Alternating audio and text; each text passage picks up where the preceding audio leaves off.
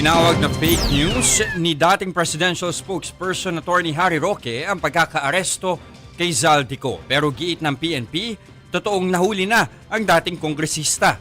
Narito ang report ni Camille Samonte. Nananatili pa sa Immigration Detention Facility sa Prague, Czech Republic si Zaldico ayon sa DILG. Walang extradition treaty ang Pilipinas sa Czech Republic, kaya hindi pa malinaw ang magiging proseso ng gobyerno para mapabalik siya sa bansa matapos maaresto dahil sa kakulangan ng travel documents. Pero ayon sa International Law Professor at San Sebastian Graduate School of Law Dean na si Attorney Rodel Taton, posibleng ipa-deport si Ko dahil naaresto siya sa paglabag sa immigration law. Mas mabilis itong proseso na ito kasi nga ito ay administratibo lamang at hindi siya court-based na proseso. Kung walang extradition treaty, bilateral cooperation can really facilitate this deportation. Posible rin daw nakasuhan ng Czech Republic si Ko dahil sa illegal entry.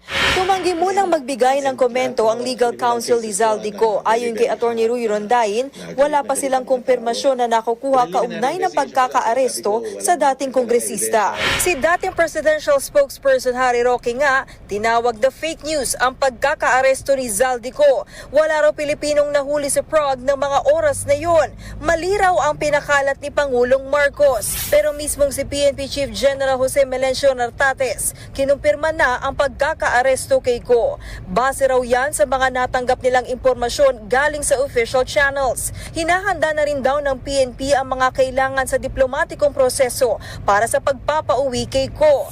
Ang National Bureau of Investigation o NBI naman, nakaantabay na ring tumulong sakaling mailipat sa kustodiya ng Pilipinas ang dating kongresista.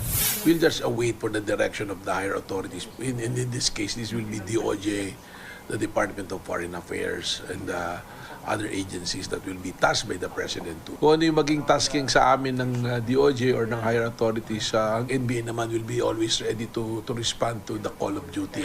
Si Ko ay kabilang sa mga sinampahan ng kasong graft at malversation sa Sandigan Bayan kaugnay ng umano'y 289 million pesos substandard na road dike project sa Oriental Mindoro. Ang naturang proyekto ay kinontrata sa Sunwest Incorporated na pagmamay-ari mismo ni Ko.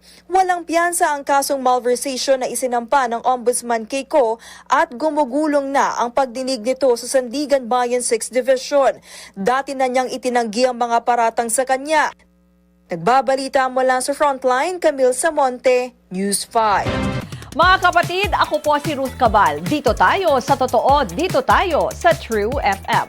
Mag-follow at mag-subscribe din po kayo sa aming social media accounts at True Network PH. Diyan po yan sa aming X na dating Twitter, sa FB, sa Instagram, sa YouTube, sa TikTok at sa mga podcast. At syempre, tutok din po kayo sa Signal True TV Channel 19.